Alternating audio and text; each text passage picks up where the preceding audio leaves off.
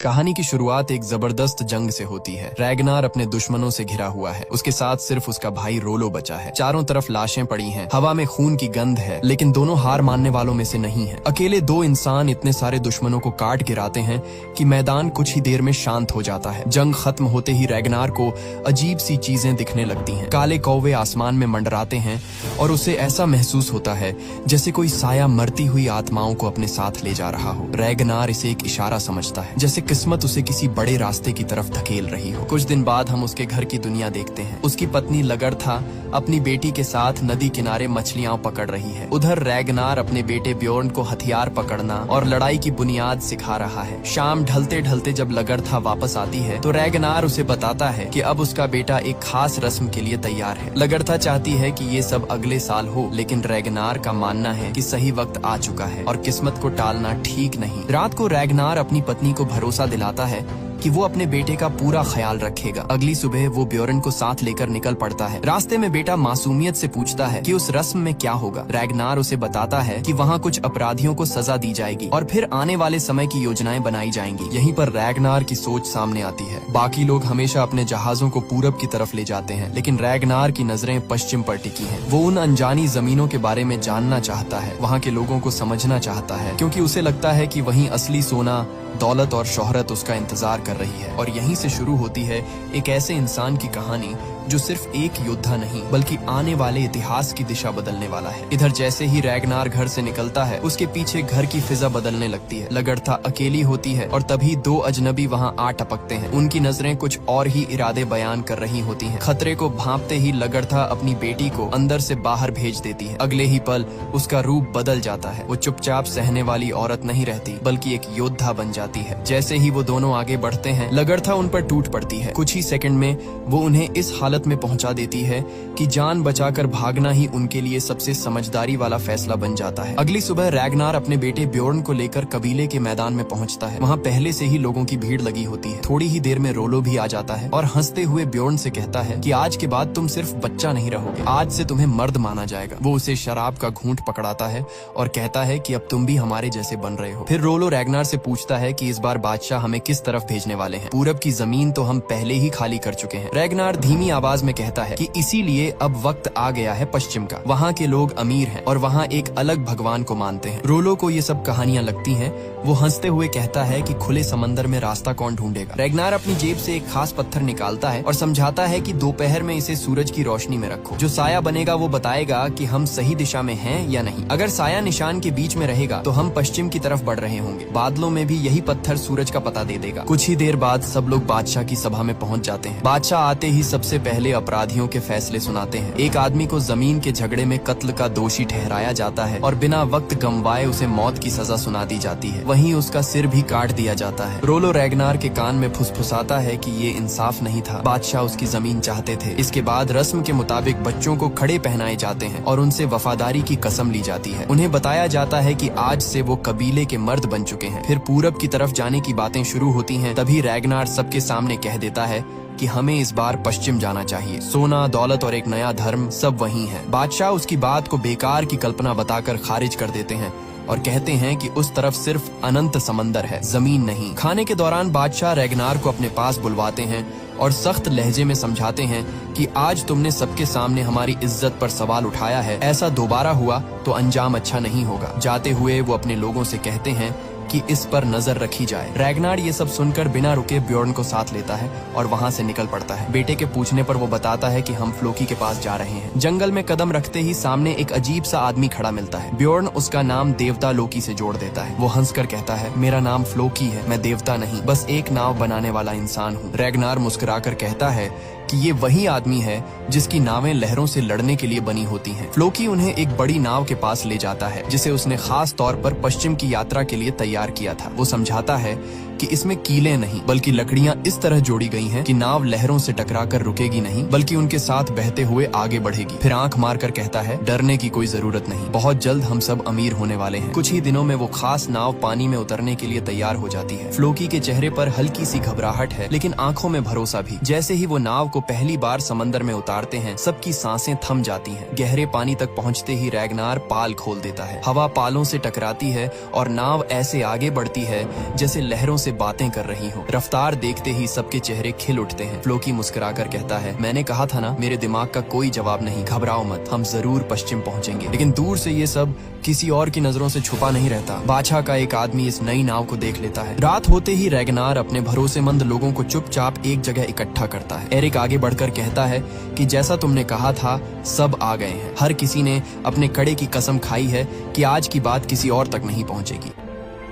Ragnar सबकी तरफ देखकर बोलता है कि सालों से हम पूरब की तरफ जा रहे हैं और वहाँ अब लूटने के लिए कुछ बचा नहीं, लेकिन उसे यकीन है कि पश्चिम में असली दौलत छुपी है। बादशाह कभी इसकी इजाजत नहीं देंगे, इसलिए उन्हें चोरी छिपे निकलना होगा। नाव तैयार है, रास्ता ढूंढने का तरीका भी, बस जरूरत है भरोसे की। लूट के बाद हर इंसान को उसका बराबर का हिस्सा मिलेगा। उसकी बातें सुनते ही सब हामी भर देते हैं। अगली सुबह धुंध के बीच वो सब उस बड़ी नाव पर चढ़ते हैं और अनजानी दिशा की तरफ निकल पड़ते हैं। सफर लंबा है, लेकिन हर चेहरे पर उम्मीद झलक रही है। दोपहर को रैगनार दिशा बताने वाला पत्थर निकालता है। उसकी परछाई ठीक निशान के बीच होती है। इसका मतलब है वो सही रास्ते पर है। रात भी आ जाती है, लेकिन कोई पीछे मुड़ने को तैयार नहीं। तभी समंदर अपना असली रूप दिखाता है। तेज हवा, ऊंची लहरें और काला आसमान। एक खतरनाक तूफान उनके रास्ते में आ जाता है। पाल नीचे गिरा दिए जाते हैं, नाव को कसकर बंद किया जाता है और सब जान बचाने के लिए पूरी ताकत से चप्पू चलाने लगते हैं। तूफान के बीच फ्लोकी का चेहरा उतरा हुआ है। तभी रोलो आसमान की तरफ देखकर कहता है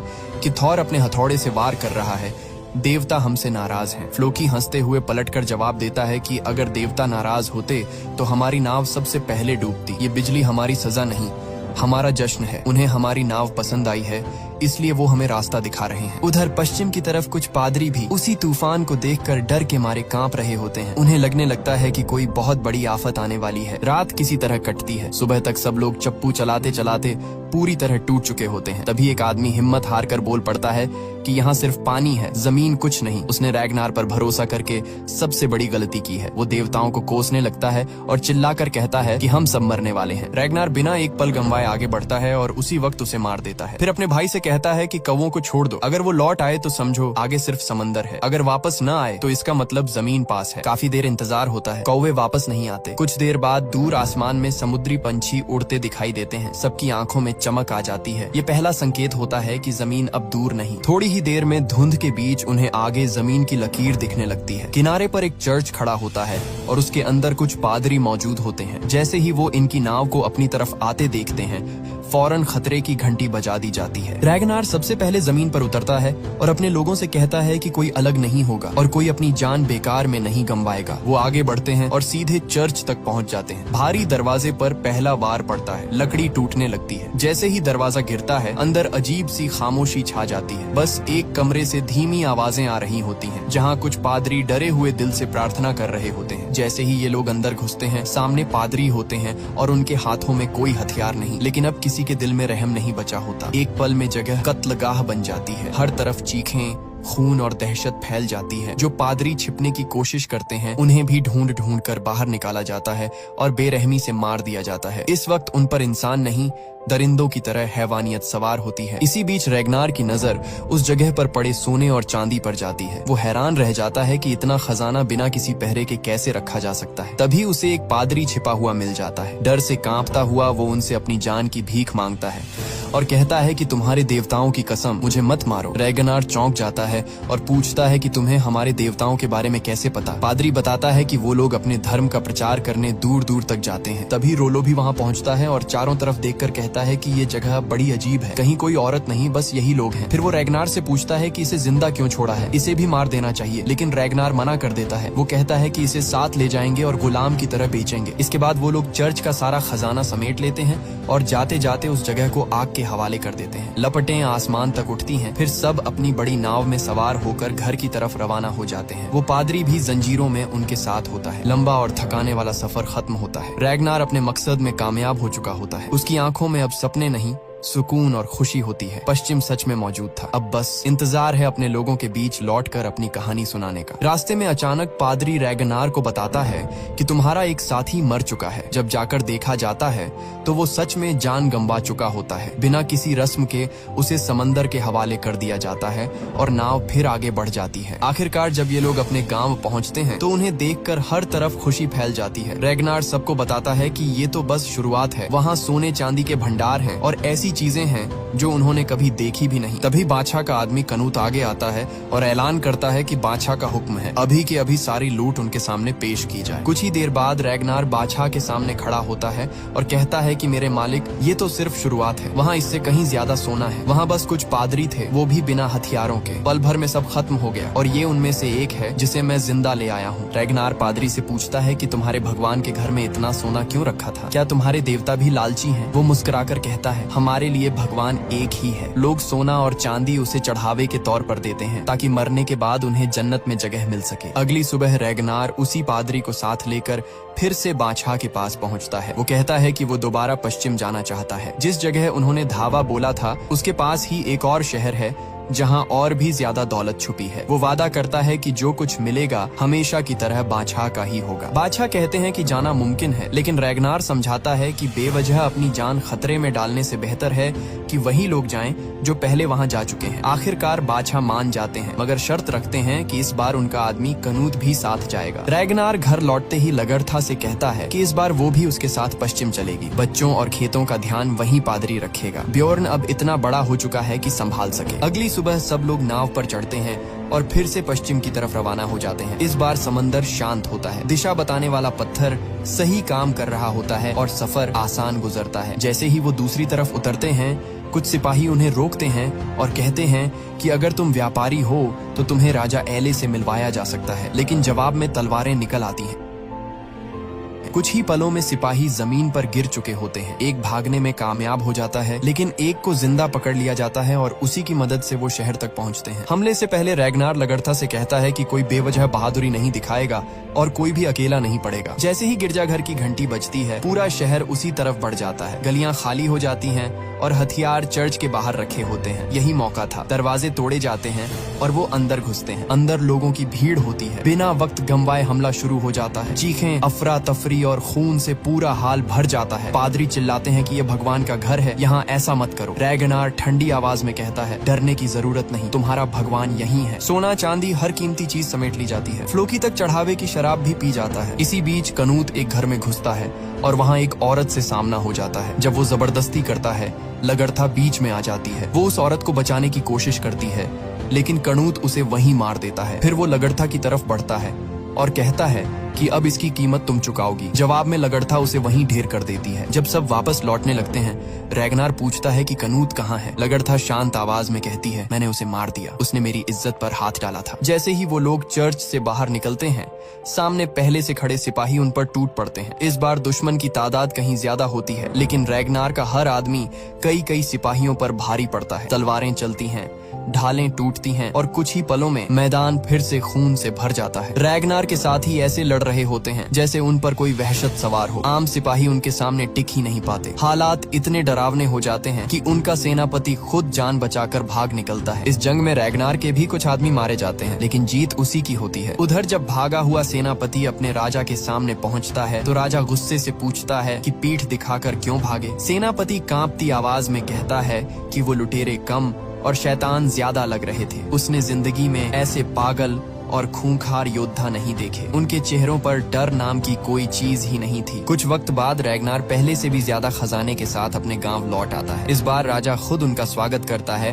और सफर की कहानी सुनता है। रैगनार बताता है कि बड़ी फौज से टक्कर हुई थी, लेकिन जीत उनकी ही रही। राजा उसके कारनामे सुनकर कहता है कि तुमने साबित कर दिया है कि तुम एक बड़े योद्धा हो, इसलिए इस बार की लूट का बड़ा हिस्सा तुम्हें दिया जाएगा। फिर वो पूछता है कि कनूत कहाँ है। रैगनार बिना झिझक कहता है कि मैंने उसे मार दिया। राजा चौंक कर वजह पूछता है। रैगनार साफ कह देता है कि उसने मेरी पत्नी की इज्जत पर हाथ डाला था। राजा ठंडी मुस्कान के साथ कहता है, अच्छी कहानी है, इसे गिरफ्तार करो। सिपाही आगे बढ़ते हैं और रैगनार को पकड़ कर ले जाते हैं। इसके बाद राजा रोलो को अपने पास बुलाता है। वो उससे कहता है कि तुम्हारा भाई काबिल जरूर है, लेकिन हर बार सारी वाहवाही वही ले जाता है। अगर तुम साथ न होते तो वो यहाँ तक भी नहीं पहुँचता। उसने तुम्हारा हक छीना है। फिर राजा उसे एक सौदा देता है। कहता है कि तुम्हारे भाई का खेल अब खत्म होने वाला है, लेकिन अगर तुम चाहो तो उसकी जगह तुम ले सकते हो। मेरी वफादारी निभाओ, मेरी बेटी से मिलो, मैं तुम्हारी शादी उससे करवा सकता हूँ। हमारे कोई बेटे नहीं है, इसीलिए मेरे बाद सब कुछ उसी को मिलेगा। जो मेरी बेटी से शादी करेगा। शर्त बस इतनी है कि कल तुम रैगनार के खिलाफ गवाही दोगे। अगले दिन सबके सामने फैसला सुनाने का वक्त आता है। रैगनार को राजा और लोगों के बीच लाया जाता है। राजा ऐलान करता है कि आज हमारे सामने एक कातिल खड़ा है जिसने मेरे आदमी कनूत को मारा है। रैगनार खुद खड़ा होकर कहता है कि हाँ, मैंने उसे मारा था, लेकिन इसलिए क्योंकि उसने मेरी पत्नी की इज्जत पर हाथ डाला था। वो लोगों से पूछता है कि अगर किसी की बीवी के साथ ऐसा हो तो क्या तुम वही नहीं करोगे? राजा उसकी बात काटते हुए कहता है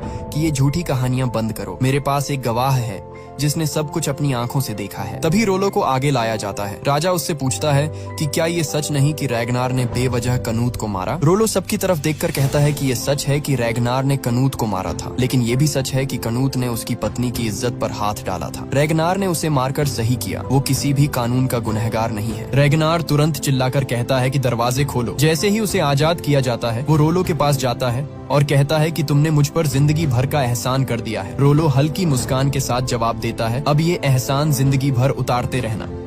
उधर राजा अपने भविष्य की परछाई देखने के लिए एक नजूमी के पास पहुंचता है। नजूमी उसे डरावनी बातें बताता है। कहता है कि बहुत जल्द खून खराबा होने वाला है, चारों तरफ लाशें बिखरी होंगी। रैगनार देवताओं से पूछकर तुम्हारी मौत का रास्ता ढूंढ रहा है, क्योंकि वो तुम्हें हटाकर खुद राजा बनना चाहता है। अगले दिन रैगनार को इस साजिश की भनक तक नहीं होती। वो पादरी से वालहल्ला के बारे में बात करता है और बताता है कि जो योद्धा जंग में मरते हैं उन्हें ऑडिन सीधे वालहल्ला ले जाते हैं, वहीं उनका स्वर्ग होता है। इसके बाद रैगनार शिकार के लिए जंगल निकल जाता है। इधर ब्योर्न देखता है कि राजा के आदमी गांव में घुस चुके हैं। वो जान बचाने के लिए भागता है, लेकिन सिपाही बिना रहम किए लोगों पर टूट पड़ते हैं। हर तरफ कत्लेआम शुरू हो जाता है। शोर सुनकर लगरथा समझ जाती है कि हमला हो चुका है। वो अपने बच्चों को एक जगह इकट्ठा करती है, जबकि बाहर राजा के आदमी गांव को खून में डुबो रहे होते हैं। जब चीखें रैगनार के कानों तक पहुंचती हैं, वो सब कुछ छोड़कर घर की तरफ दौड़ पड़ता है। सामने का मंजर देखकर उसका खून खौल उठता है।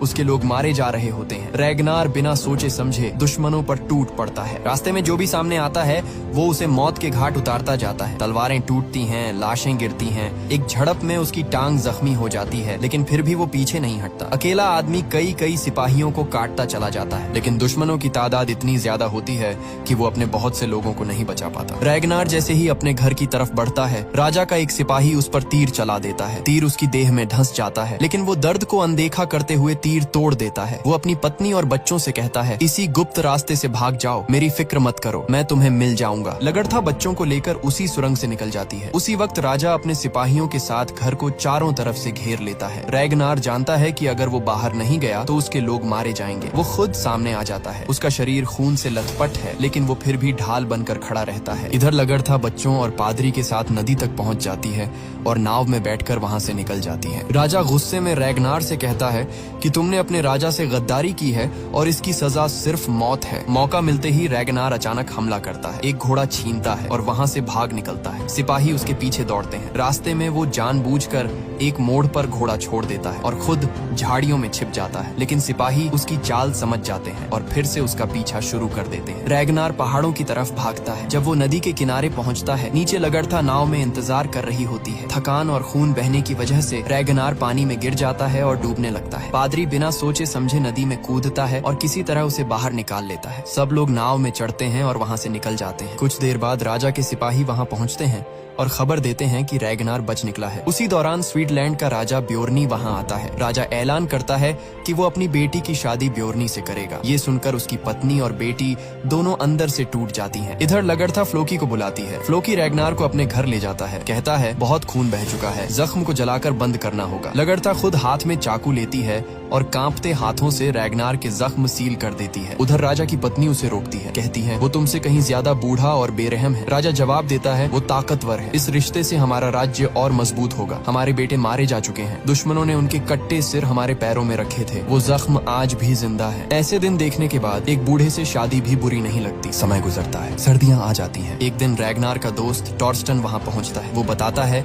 कि राजा के सिपाही हर वक्त हम पर नजर रखे हुए हैं, किसी तरह वो बचकर यहाँ तक आया है। इधर राजा धूमधाम से अपनी बेटी की शादी कर देता है। अगली सुबह राजा के सिपाही रोलो को पकड़कर घसीटते हुए ले आते हैं। उससे पूछा जाता है कि रैगनार कहाँ है। रोलो कहता है वो मर चुका है, लेकिन उसे बेरहमी से यातनाएं दी जाती हैं। उसी शाम टॉर्स्टन भागते हुए रैगनार के पास आता है और बताता है कि तुम्हारे भाई को कैद कर लिया गया है। वो मर जाएगा लेकिन तुम्हारा पता नहीं बताएगा। फ्लोकी समझ जाता है कि ये जाल है। वो कहता है ये तुम्हें फंसाने की चाल है, लेकिन रैगनार शांत आवाज में कहता है तुम राजा के पास जाओ और उसे खुले मुकाबले की चुनौती दो। अगर वो मना करे तो कहना कि ये कायरता उसे कभी वालहल्ला नहीं दिखाएगी। अगले दिन फ्लोकी राजा के दरबार में पहुंचता है और रैगनार की तरफ से मुकाबले की चुनौती रखता है। राजा पहले मना कर देता है, लेकिन उसे नजूमी की वो डरावनी भविष्यवाणी याद आ जाती है। किस्मत को बदलने के लिए वो चुनौती कबूल कर लेता है। खबर मिलते ही लगड़था अगले दिन के लिए तैयारियां शुरू कर देती है, लेकिन रैगनार के जख्म अभी भरे नहीं है। वो कहती है इस हालत में तुम कैसे लड़ोगे। उधर राजा बेचैन होकर अपनी पत्नी से कहता है कल हमें उस आदमी को मारना है जिसे हम कभी सबसे ज्यादा इज्जत देते थे। उसी ने हमें पश्चिम का रास्ता दिखाया था और कल उसी का खून हमें वहां तक पहुंचाएगा। अगली सुबह रैगनार आखिरकार मुकाबले के लिए राजा के सामने पहुंचता है। पूरा मैदान लड़ाई के लिए बेताब है और राजा भी अपनी पूरी ताकत के साथ मौजूद है। दोनों बिना किसी शब्द के भिड़ जाते हैं। तलवारें टकराती हैं और जल्दी ही रैगनार की तलवार टूट जाती है। इसके बाद दोनों ढालों से भिड़ते हैं, लेकिन उनकी ढालें भी टूट जाती हैं। फिर दोनों को नए हथियार दिए जाते हैं और लड़ाई फिर शुरू हो जाती है। बियॉन चिल्लाता है पिताजी जीत आपकी होगी। लड़ाई इतनी खतरनाक है कि कोई भी हार मानने को तैयार नहीं। कुछ लोग कहते हैं रैगनार को खत्म कर दो, जबकि कुछ कहते हैं राजा हिम्मत रखो। इसी बीच राजा रैगनार को गंभीर रूप से जख्मी कर देते हैं, पर जैसे ही मौका मिलता है रैगनार एक वार में राजा का काम तमाम कर देता है और वो सीधे जमीन पर गिर जाते हैं। तभी रैगनार को आसमान में एक कौवा दिखाई देता है। वो राजा के पास जाकर कहता है देवता ओडिन आ चुके हैं, अब देखो कौन उनके साथ वेलहेला जाएगा। राजा कहते हैं हम जाएंगे। रैगनार उनकी नस काट देता है। स्वीगी खून रोकने की कोशिश करती है, लेकिन राजा हाथ हटा देते हैं और कहते हैं आज रात हम अपने बेटों के साथ वेलहेला में जश्न मनाएंगे। और फिर राजा मर जाते हैं। राजा का चमचा रैगनार को खत्म करने की कोशिश करता है, लेकिन रोलो कुल्हाड़ी लेकर उसका सामना करता है और उसे रोक देता है। स्वीगी भी अपनी बेटी को बचाते हुए राजा के खिलाफ कदम उठाती है। मौका पाकर वो कहती है रैगनार सलामत रहें। इस घटना के बाद सभी लोग रैगनार को अपना नया राजा मान लेते हैं और यहीं खत्म होता है वाइकिंग्स का पहला पार्ट। लेकिन ये सिर्फ एक शुरुआत है। रैगनार अब राजा बन चुका है। अब सवाल ये है कि क्या रैगनार पश्चिम की तरफ जाएगा और वहाँ लाशों के ढेर खड़े करेगा, या फिर वहाँ के लोगों के लिए कुछ अलग करेगा। पश्चिम में 4 बड़ी रियासतें हैं जो रैगनार का नाम मिटाने की ताकत रखती हैं, लेकिन अब रैगनार पहले से भी ज्यादा ताकतवर होकर पश्चिम में कदम रखेगा। क्या रैगनार वहाँ सूरज की तरह हमेशा के लिए डूब जाएगा या वहीं नए साम्राज्य का सूरज उगेगा? ये सब हमें अगले पार्ट में पता चलेगा। इसलिए वीडियो को लाइक और शेयर करना मत भूलिए। कमेंट बॉक्स में वाइकिंग्स पार्ट 2 के लिए अपने विचार बताइए।